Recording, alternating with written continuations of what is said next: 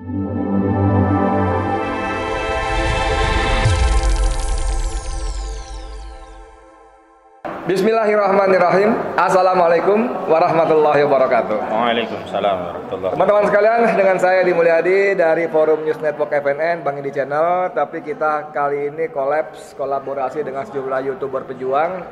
Oke, ini tadi pagi apa kemarin saya dapat kiriman artikel yang dari manusia antah barantah, bukan dari yang bersangkutan soalnya ya. Judulnya miris, ada parpol dikenal oposisi 9 tahun. Tapi tak mau terlibat membela rakyat Banten yang dirampas tanahnya di PIK 2. Penulisnya namanya Ahmad Hozinuddin SH, advokat. Yang ngirim saya bukan dia, orang lain, karena banyak kan teman kita kan. Ada yang di Japri, ada di grup-grupnya, ini beredar juga. Nah, siang ini saya ketemu dengan oknumnya. Oknum advokat, aneh ya. Oknum tuh biasanya untuk hal yang jelek-jelek, walaupun saombioan gitu loh, markas besarnya oknum semua. Bung, ya. Sehat ya? Alhamdulillah. Sehat, ya. Ahmad Hozinuddin ini termasuk the most dangerous man in Indonesia. Jadi kalau kita kategorikan ada beberapa manusia berbahaya di Indonesia, selain Ahmad Hozinuddin tentu saja Muhammad Said Didu ya. Dalam konteks PIK 2 ya. Bung, saya bacakan sebentar beberapa paragraf ya. Silakan. Jadi judulnya saya kira sudah mewakili. Saya ingin masuk ke ada paragraf yang sengaja sebagian dia bold, dia cetak tebal ya. Namun penulis merasa kaget, prihatin, sekaligus menyayangkan. Karena penulis mendapat informasi dari seorang tokoh yang tak ingin disebut namanya, yang menerangkan bahwa ada partai yang dikenal oposisi selama 9 tahun melarang anggotanya membawa partainya, maksudnya mengatasnamakan partainya, terlibat dalam advokasi melawan kejahatan korporasi di proyek PIK 2. Bukankah ini sebuah ironi? Atau sikap oposisi yang dipertontonkan pada rakyat selama ini hanya sebuah hipokrisi kemunafikan? Nah, jadi saya menebak-nebak partainya, tapi karena memang belum jadi informasi publik, saya nggak cari penyakit kan. Walaupun dia 4 tahun persis, dia juga nggak mau nyebut namanya partainya. Oke, ini gimana ceritanya artikel ini? Latarnya kan begini ya, bismillahirrahmanirrahim. Sebelumnya kan advokasi terhadap PIK 2 itu dilakukan secara personal. Oke, oleh kita sebut saja Bang Said Didu, kita tidak bisa menampik lah bahwa advokasi terhadap perampasan tanah di PIK 2 itu yang pertama kali bersuara lantang maksudnya ya.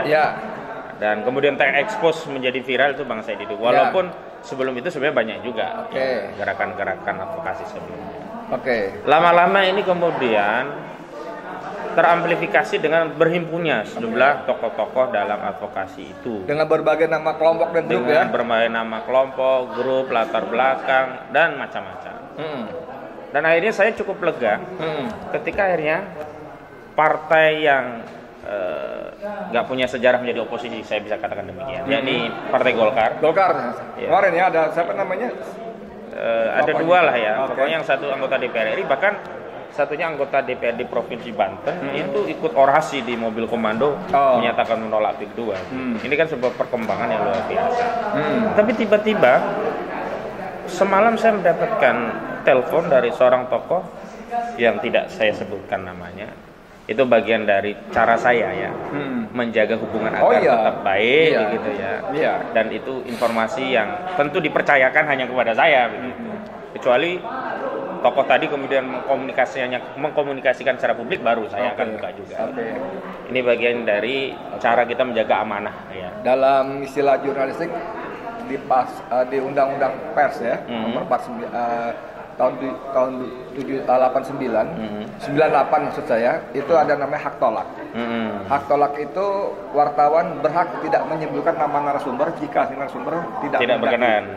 Dan itu dengan segala risiko ya, termasuk di pengadilan akan kembali ke si wartawan.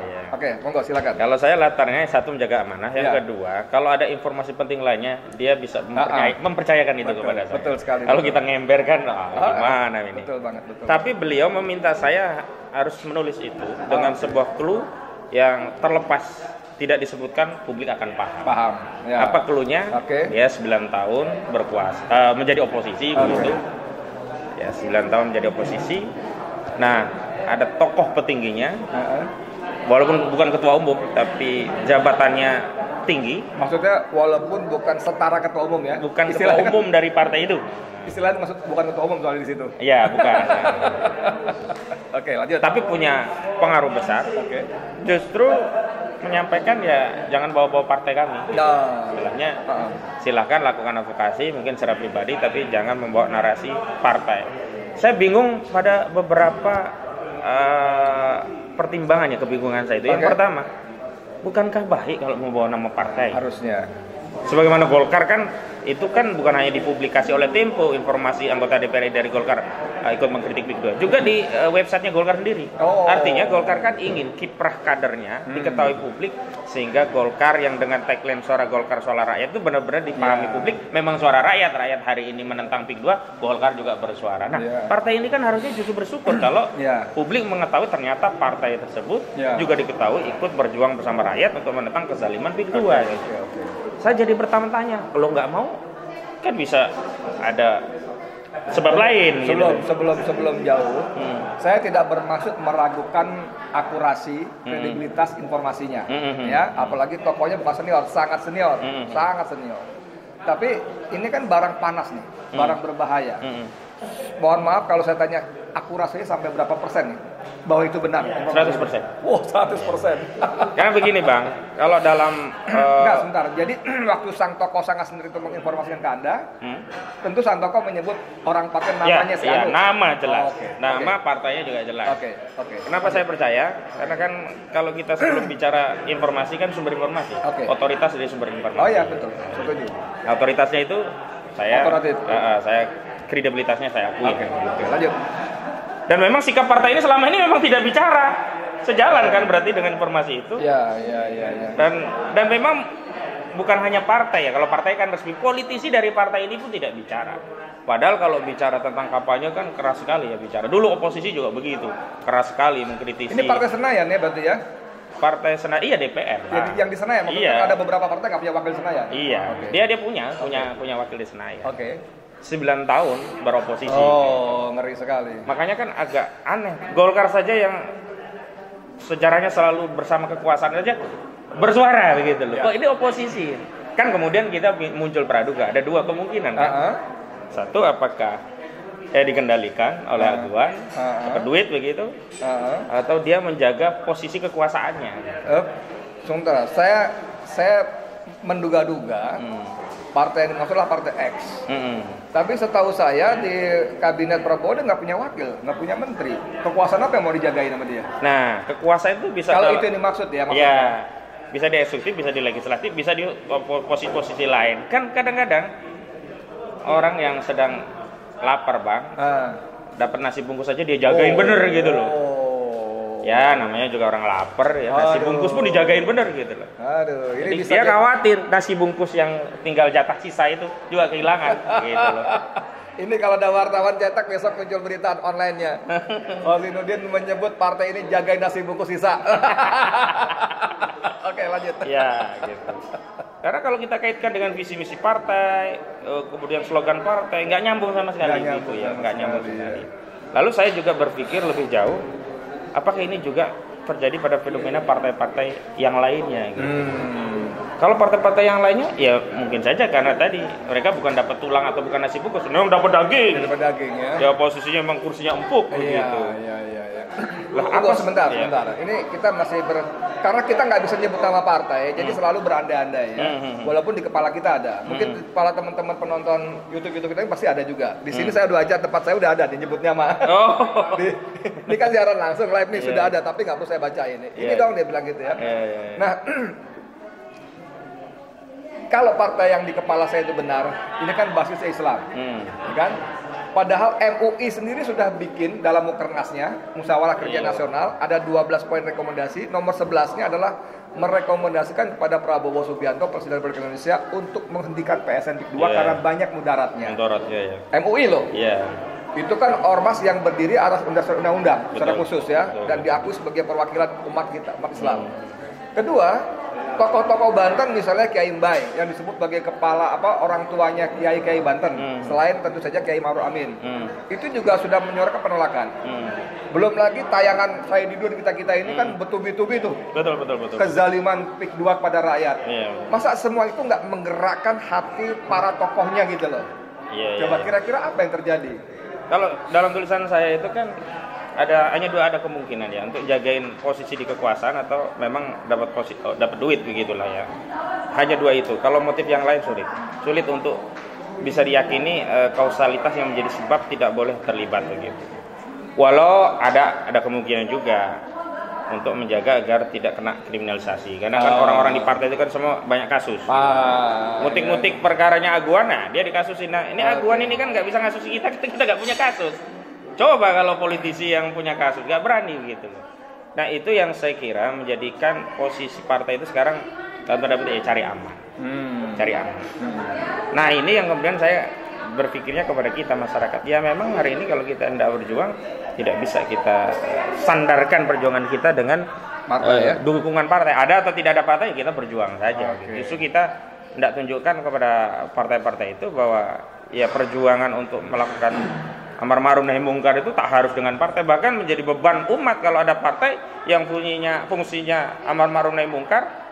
Tadi ada taujih dari MUI sudah tegas bahwa taujihnya salah satunya di poin 11 merekomendasikan pembatalan status PSN PIK 2 dengan alasan pertama banyak itu mengandung mudarat, yang kedua bertentangan dengan undang-undang, kan udah jelas tuh alasannya. Tapi kenapa masih bungkam gitu, masih diam? Kan tidak mungkin ya ada pendiaman itu kecuali ada sebab yang menyebabkan dia diam.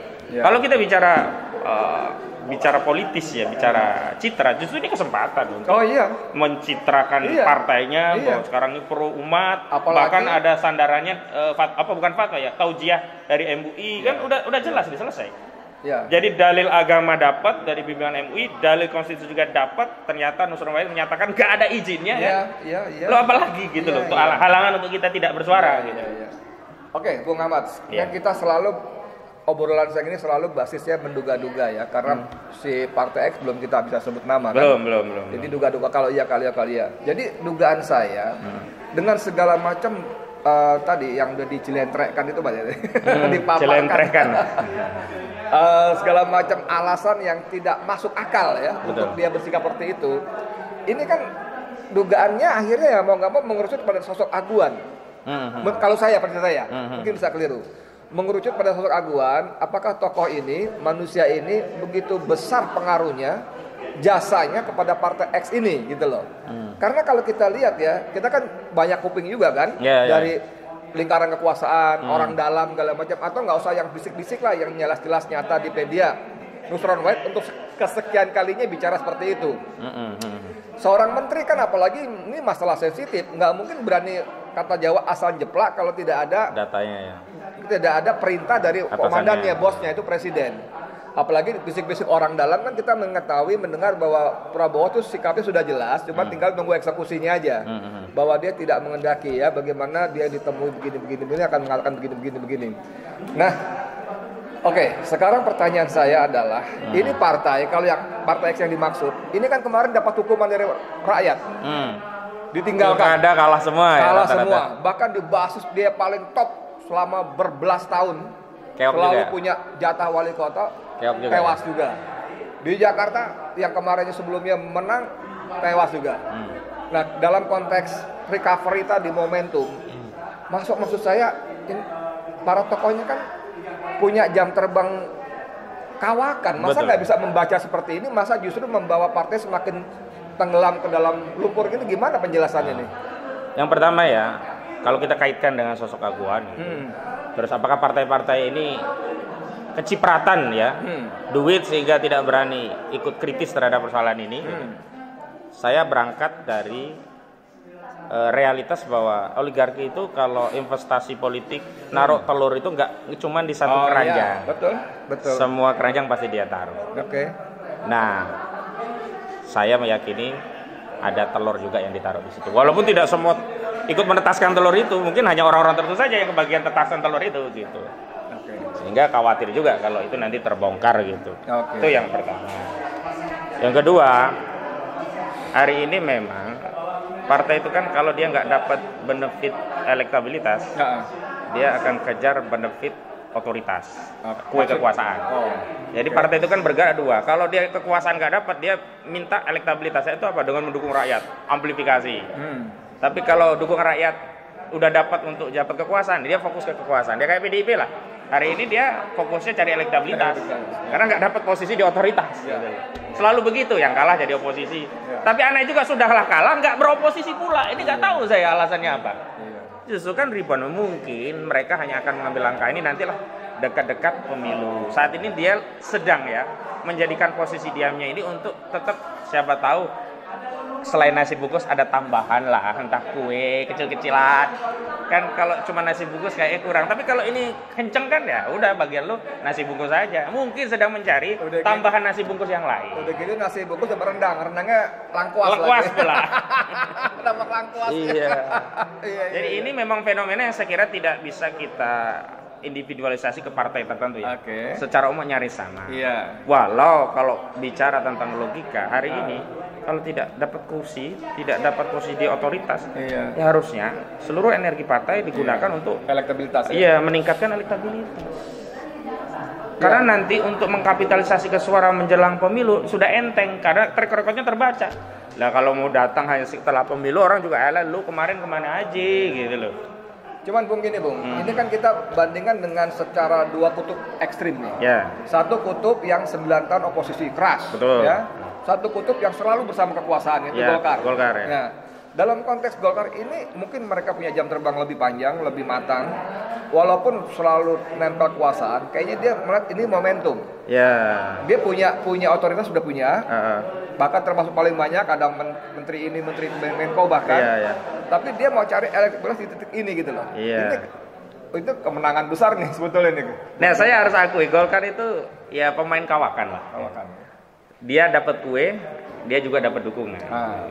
Dan memang dia bisa menentukan otoritas mana yang bicara untuk dapat kue, dan kemudian sisi mana yang bicara untuk menyuarakan suara Golkar, suara rakyat tadi, sehingga elektabilitasnya terjaga atau bahkan meningkat begitu. Hanya memang kalau sudah bicara tentang sesuatu yang sudah cetowelo, bahkan otoritas pun bisa diabaikan. Kenapa? Ini kaitannya dengan eksistensi partai. PIK 2 ini sudah cetowelo loh. Menurut saya bukan hanya Golkar, partai lainnya pun kalau nggak bersuara. Karena begini, hari ini di era sosmed tidak bisa kemudian kalau nggak membela PIK 2 suara kita paling hanya merosot di wilayah Banten. Enggak, ini era sosmed. Contoh loh kemarin pilkada kemarin. Dihukumnya partai yang sebelumnya mendukung calon tertentu kemudian berbalik tidak menjadi pengusung calon tertentu kan ke seluruh pilkada lainnya kan dihukumnya. Bukan di basis yang paling top. Dihukumnya kan di seluruh kan. Ini era sosmed gitu loh. Saya tidak tahu lah, saya tidak mau memasuki lebih jauh. Cuman saya hanya mau mengajak kita untuk melihat realitas partai seperti itu sehingga tak perlulah kita terlalu berharap tinggi dengan partai.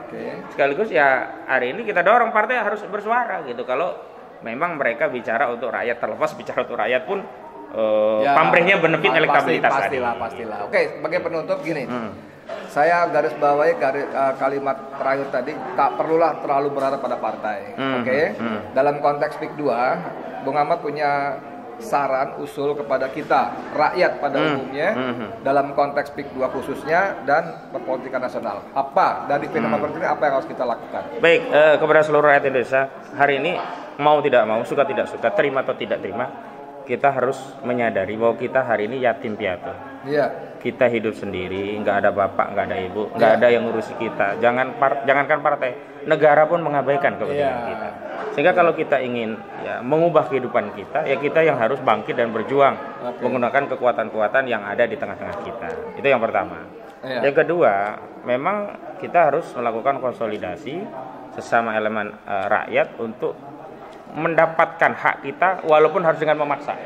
Harusnya kan hak kita itu cukup kita sampaikan, kewajiban penguasa memberikan. Hari ini kita harus berjuang untuk mendapatkan hak kita walaupun harus dengan memaksa. Paksaan itu adalah ya dengan bersuara. Jadi jangan anggap sepele bersuara. Karena suara inilah yang akan mempengaruhi keputusan politik dari para pemangku kebijakan. Yang ketiga, karena kita yatim, tidak punya pembela, maka jadilah kita pembela itu sendiri. Makanya saya sarankan yang bisa YouTube ya buka YouTube, bikin TikTok, bikin video sendiri di PIK 2 ini atau yang menjadi korban men-share diskusi-diskusi seperti ini agar jangkauannya semakin luas, like, share, komen begitu ya. Juga bikin video tentang fakta-fakta di PIK. Kenapa? Ya, al-batil itu tidak akan hilang sebelum didatangkan al-haq. Begitu al-haq didatangkan, al-batil itu pasti akan pergi. Saya membuat analogi begini. Ya, hari ini kan PSN PIK 2 itu sedang menyewa salon politik untuk menghiasi wajahnya yang sudah rusak gitu. Itu media, sosmed, bazar dan sebagainya, itu yang menjadi salon. Kita tidak perlu membuat salon lagi, tidak cukup datangkan hujan fakta. Maka bedak-bedak yang digunakan untuk itu luntur kena hujan fakta. Mereka bicara, ini sesuai dengan kepentingan desa, abdesi bla bla bla. Cukup saja. Kami digusur. Nah, itu fakta dari korban. Udah hilang semua itu bedak-bedak cita tentang hilang gitu. Dan terakhir, saya ingin menyatakan sederhana. Jangan pernah takut kalau orang jahat saja berani melakukan kejahatan secara terang-terangan. Kenapa kita orang yang benar, orang yang baik, kok malah takut dengan kebaikan dan kebenaran kita? Justru kita harus lebih berani daripada orang-orang yang jahat. Mantap. Ini kan soal nyali aja gitu. Nah, kebenaran sudah. Keyakinan bahwa kebenaran itu akan dapat dari pahala Allah juga sudah. Kalau bicara kematian, nggak berjuang juga mati.